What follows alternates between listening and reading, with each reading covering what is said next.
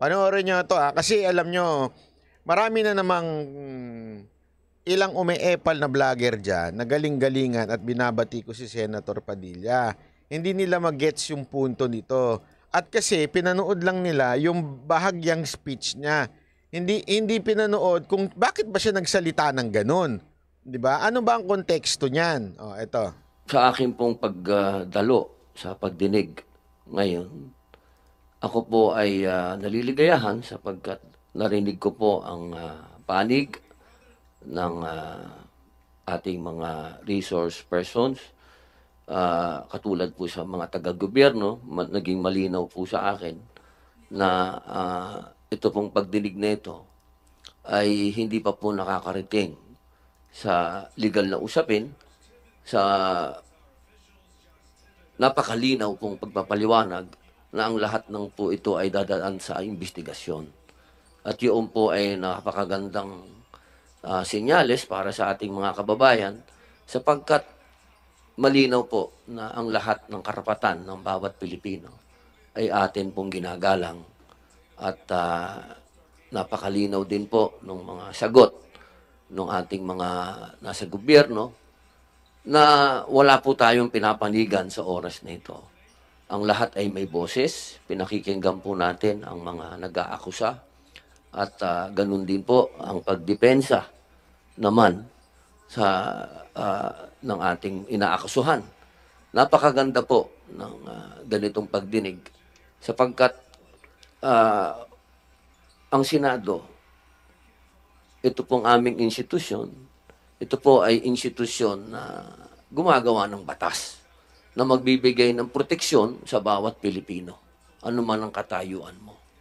At kayo naman po diyan sa executive, kayo po ang mag-i-implement niyan kung ano yung mga nagagawa naming batas. Ngayon po, gusto ko lamang pong magbigay ng statement, mahal na ginang tagapangulo, bilang Nilinaw lang niya po sa unang part ng kanyang statement, nililinaw niya na we are here to listen to you sa mga witness. We are not here, particular sa sarili niya, I'm not here bias ako dahil kaibigan ko si Pangulong Duterte o kaibigan niya si Kibuloy. Yun ang sinasabi niya dyan. I'm here to listen to you. Okay? Yun ang nililinaw niya. Nakikinig kami sa inyo. Pero ito ang kasunod. ito po ay hinihiling ko na mailagay sa record ng Senado sapagkat ako po ay matagal ko na pong kilala si Pastor Kibuloy. Magkasama po kami, ma'am, noong panahon ng Pangulo po ay si Gloria Macapagal Arroyo. Kami pong dalawa ay magkasama sa peace, sa lahat po ng hakbang ni Presidente Gloria Macapagal Arroyo na magkaroon ng kapayapaan sa buong Pilipinas. Ako po ay hindi pa senador noon. Ako po ay isang artista na kilala sa usapin ng pamimigay ng pera. Pero kahit isang beses, hindi po ako hiningan ng pera ni Pastor Kibuloy. Ika nga po sa English, not even once. Diyan tayo. Bakit niya sinabi yan? Okay? Napakalinaw po kasi, dito sa pagdinig na to, pagpapanurin mo, yung isa doon, sabi ng sabing pinagpapalimos sila para magkaroon ng pera, ganito, ganito. So sinisira yung, nung mga witness, yung kesyo kailangan mamalimos itong mga ano. Ang sinasabi ni Robin dito, ako nga, na matagal ng kaibigan ni Kibuloy at alam na namimigay ako ng pera at dito susunod niya pa, kumakandidato ko bilang senador, hindi sila humingi sa akin. Eto, wait. Sasabihin ko sa inyo, ngayon ko lang sasabihin, ako, sinabi ko na sa inyo to. Ay, sinabi ko na ata, nakalimutan ko lang. Alam niyo ho ba na kalakaran ho yan sa mga nangangampanya? Pag nangangampanya kasi isang lugar, para tanggapin ka, tulungan ko ng mayor doon, kailangan mo silang bigyan. yung governor doon kailangan mong bigyan. Milyon-milyon, kaya gumagastos sila ng malaki. Hindi nila yan tatanggapin o i-deny nila yan, pero that's the truth. Reality yan. Alam ko ho yan. Kasi tandaan ninyo, parte ho din kami ng kumandidato ng Cebu. Kaya nga kami natalo. Hinga kami. Wala kami maibigay. Ganun ho talaga eh. Lalo-lalo na kung ang tatakbuhin mo, Senator, para mapasama ka doon. Bilihan niya ng ng sample ballot. Ibig sabihin, gusto mo isama ka ni Mayor sa sample ballot? O sige, magkano sa'yo? Magkano bibigay mo? Ibig sabihin, dito, at hindi lang ho nangyayari yan sa mga politiko, even religious. Hindi na lang ako magbabanggit, ha? Kahit ho ang relihiyon. Walang partikular na relihiyon. Para bitbitin ka, kailangan meron kang love offering.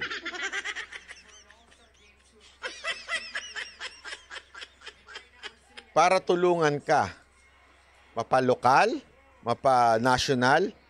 Kunwari sa local, kailangan mong abutan yung dapat mong abutan na relihiyon. Tapos, tutulungan ka nung pare. Ay, mali. Ba't mo sinabing pare?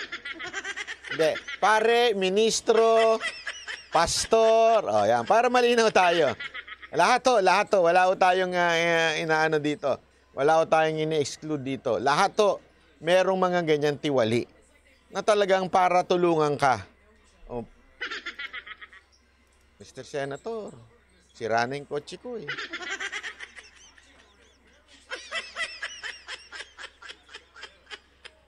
Naalala nyo kay Gloria nun? Ilan ang inabutan ng Montero ba yun?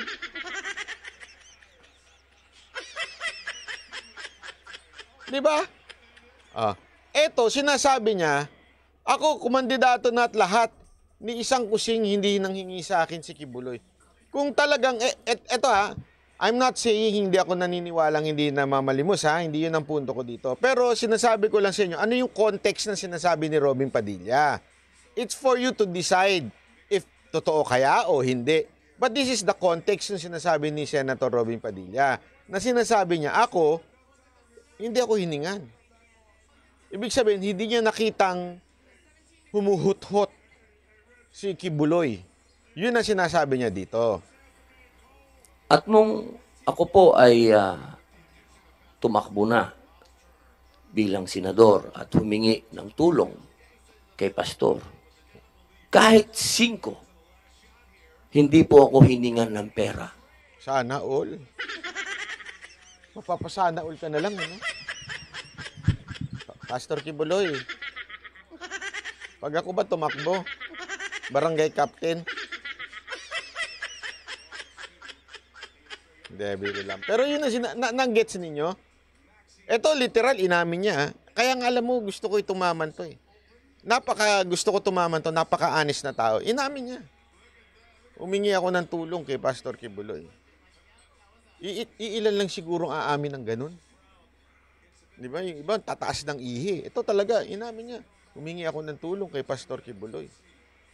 At hindi niya ako siningil. Kung iba yun, naku po. Pastor. Ang gusto ko lamang pong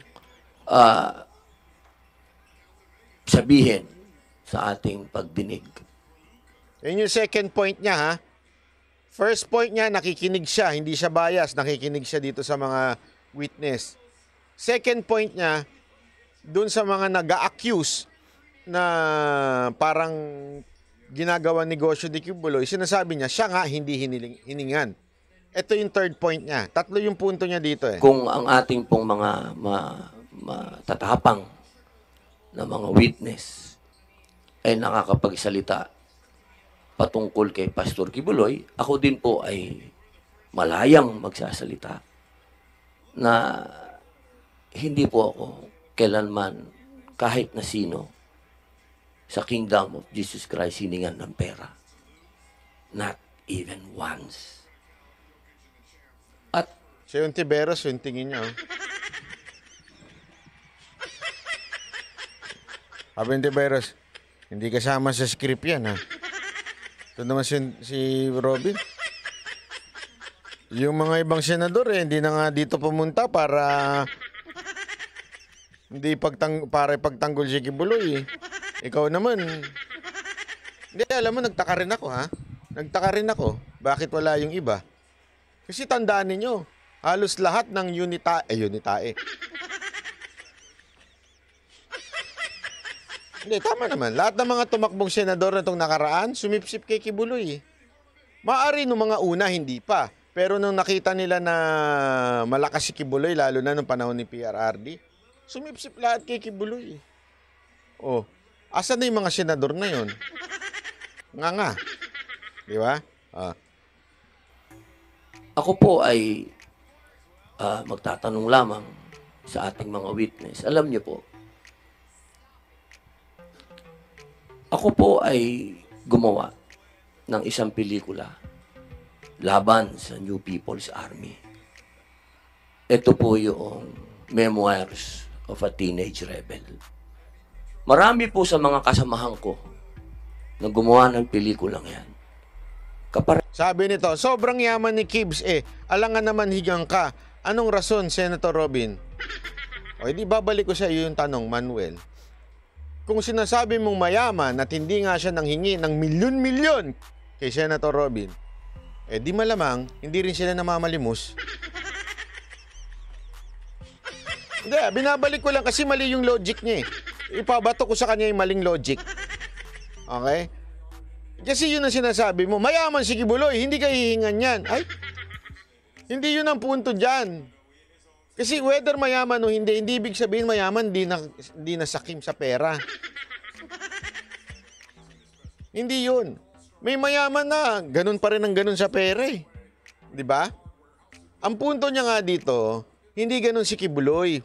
Pinapasinungalingan niya yung mga nagsasabing inutusan sila, namamalimos. Di ba? Yun ang sinasabi niya dito. Oh. Pambira. Doon nga galing O di bakit di siya humingi kay Robin? Mas malaki yun. One time, big time. Gawain naman talaga yun.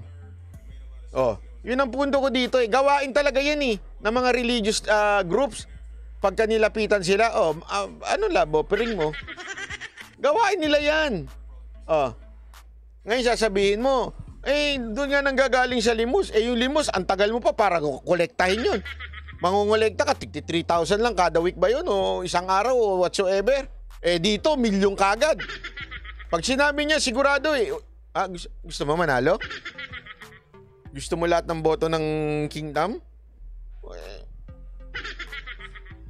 Sige nga, yung logic kasi mali Pag mali ang logic, shut up na lang. Nagsalamin, nagtago, hindi nagpakilala. Pati yung direktor namin natakot.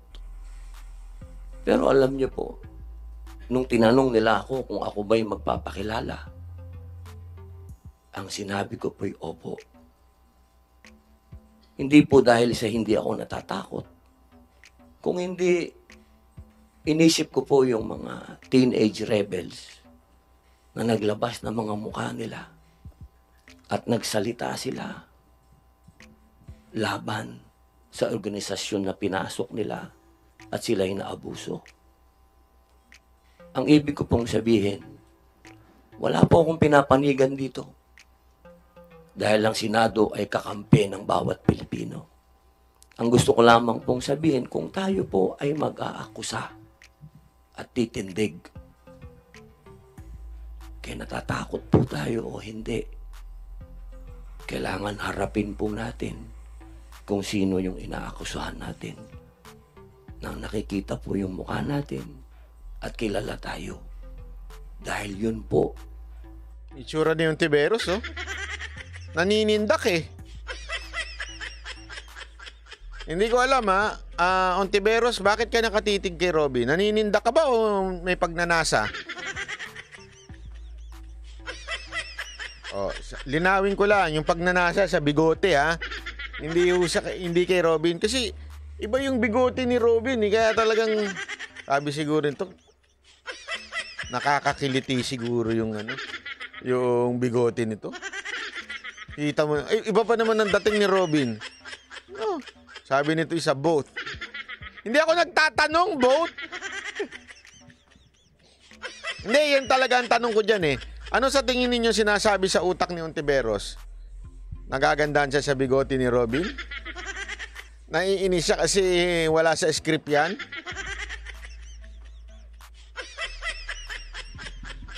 O naiinggit siya kay Mariel?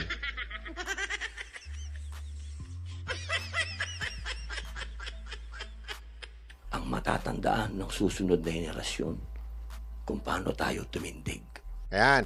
Ito yung third point ni Robin. Nasabi ko tama tong point ni Senator Robin. Bakit kanyo? Kasi ganito yan eh. Mag-aakusa ka na hindi pwedeng questionin yung credibility mo. Anong klaseng bayan meron tayo? Nakatakip ang muka? I mean, sasabihin ng iba, safety. Sandali. Karapatan din naman ng inaakusahan mo na makilala kung sino ka. Pambihira ka, magsasabi ka ng kung ano-ano. Hindi ka namin pwedeng i-cross-exam o tingnan kung meron ka ba talagang credibility. Kasi parang ganito yan eh. Di ba naiinis tayo pag may mga troll sa Facebook, walang muka, kumakaakusa, yung makasalita, akala mo kung sinong may alam sa'yo. Sasabihan ka na kung ano, bayad ka kasi, ganito ka kasi, ganyan ka kasi. O, di ba? O, tapos, hindi mo naman sila makita kung sino sila. Ganyan na ang Pilipinas ngayon eh. Akusa ng akusa. Hindi nagpapakita. Well, in other words, wala hong pananagutan. Ika nga. Pansinin nyo, sino yung malakas mag-akusa? Yung mga nakakalusot, yung mga walang pananagutan. Troll. Yung mga walang muka. Oh, sa social media. At saka yung mga nasa ibang bansa. Why? Because it doesn't matter to them whether it's true or not. As long as we accuse you, okay na sa amin yun. Views na yun. O kaya naman, gano'n lang yan, pera-pera eh. Yung mga nag-aakusa na nasa ibang bansa, for the views yan, for the content yan. Eh yung mga nag-aakusa na troll, may sahod yan eh. Pera-pera nga, sabi ko nga sa inyo, yung mga ganyan pera-pera. Yung mga witness na wala namang muka, ewan natin kung ano ex-deal dyan. Hindi, baka may ex-deal yan. Kasi kung talagang ikaw, nag-aakusa ka na totoo sinasabi mo, paninindigan mo. Yan ang sinasabi ni Senator Robin. Kaya mong panindigan yung salita mo. Eto ka, Kibuloy, kasi ganito ginawa mo sa akin. Natatanda mo tong pagmumukan to? Gaganon ka pa nga eh. Kasi nga, matapang ka, malakas ang loob mo, na totoo yung sinasabi mo dahil kaya harap mo yung mukha mo. Oh, di ba? Tama, mali. Yun ang sinasabi ni Senator Robin dyan. Kung talagang totoo yung sinasabi ninyo, magpakita kayo ng muka. Hindi yung hindi kayo pwedeng questionin. Di ba? Titig na titig eh. Hindi totoo naman eh, di ba? Ako, pagka meron akong ka-argument, tinititigan ko pa eh. Kasi sigurado kung totoo sinasabi mo, ito sinasabi ko. Sige, ito talaga eh. Kumbinsido kasi ako eh, na ito talaga yung sinasabi ko. Oh, ikaw yun ang hipo ng ano ko eh. Diba? Hindi yung magtatago ka, sasabihin mo, ganito ka. Minulestya ka ng walang ano. Hindi pa pwede yun. Tatago-tago. Ano ito? Taguan?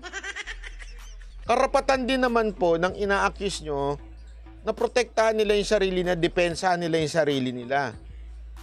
Kaya, yun nga eh, banat bay. Sa Senate, hindi naman yun ang question doon eh. Sa Senate, baligtad. Totoo naman eh, sa Senate ito, totoo, sa Senate, accuse now, change later. Oh, sa Senate. O di kaya accuse now, ang bahala na later kung ano mangyari, di ba? Depende kung tinuloy yung bayad sa akin, tuloy natin. Pag hindi tinuloy, babaligtad ako. Baligtad eh, di ba? Tapos isa pa, sa Senate, accuse muna bago ka magbigay ng ebidensya. Oh, okay na yung yung dal, ayos na yun. Di ba? Ayos na yun eh. Basta dumaldal ka, okay na yun. O, ganun lang eh. Walang pananagutan. Kung ganun lang pala, kung maglabas si Kibuloy ng witness niya.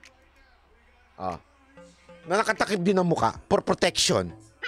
Ano sinasabi niya? Ikaw, Ontiveros, yung driver mo, nagja-jack and poy kayo bago kayo umuwi. Hindi, di ba? Halimbawa lang. Hindi, ito ano lang ha. Baligtarin natin ang senaryo. Si Kibuloy naman ang magsalita ngayon. Ikaw, Ontiveros, bago kayo umuwi ng driver mo, nagke-KFC kayo. Ang lakas mo nga daw kumain ng KFC. Salap! Ang salap-salap! Ganun di ba? Tapos yung nilabas yung witness, sino nakakita? Yung ano doon, yung nakatambay doon na bebenta ng Yossi. Nakita niya kayo. Pakita mo nga, nakatakip ang muka.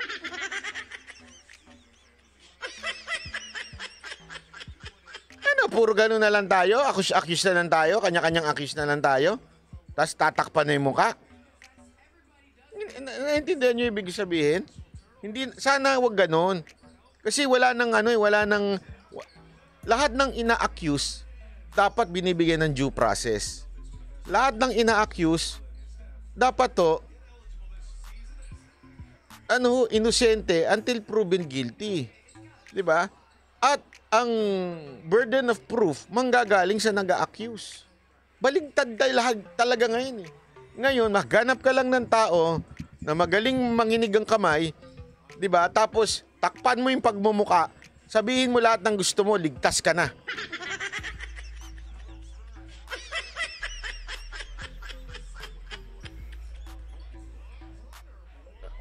Babuyan na ba tayo ngayon? Wala na ba tayong hustisya sa Pilipinas? Hindi, isipin nyo yun Ang swerte nyo lang, kayo nakaupo dyan. Paano kung bigla may mag-accuse si Banat Bay?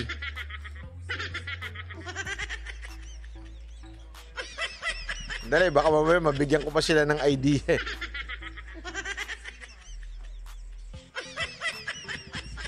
Si Banat Bay, dalawa-dalawa jowa.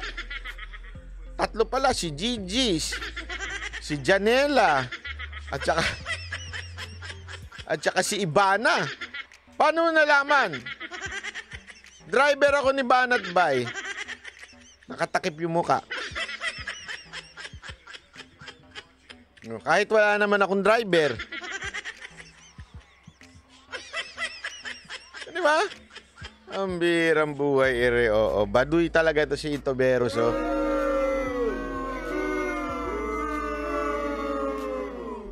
Anyway, sana lang. Sana medyo, again ulitin ko si Andrea Bosay, ayoko yung Andre na yan. Sampaling ko,